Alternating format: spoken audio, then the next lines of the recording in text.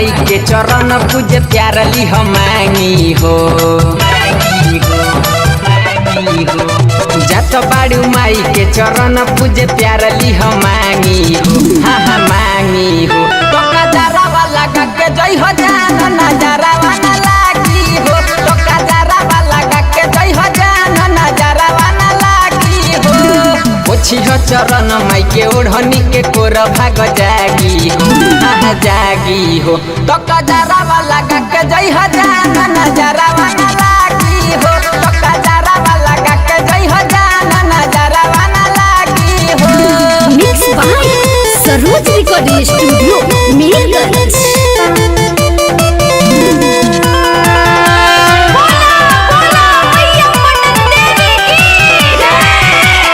भोर नवारा तर रहे डहिनी के पहारा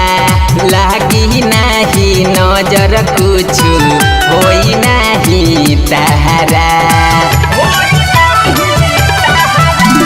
भोर नवारा तर रहे डहिनी के पहारा लागी नाही नजर कुछु होई नाही तहरा फूल देवी माई के चढ़ाव दुख भागी हो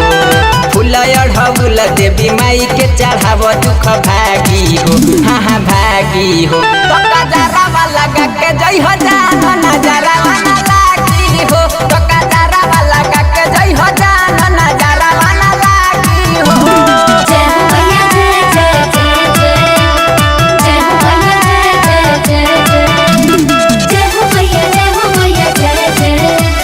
जय हो मैया जय जय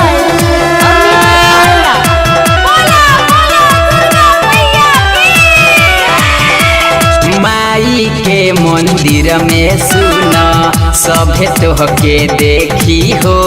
बच के रही हो देखी हो केहू ओ छतना फेंकी हो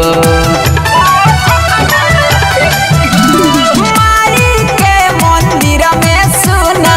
सभे तोह के देखी हो बच के रही हो देखी हो केहू ओ छतना फेंकी हो यादव रंजन मिथल सबारे धुपयागी हो यादव रंजन संतोष बारे धुपयागी हो हाँ आगी हो तो कजरा वाला के जय हो जा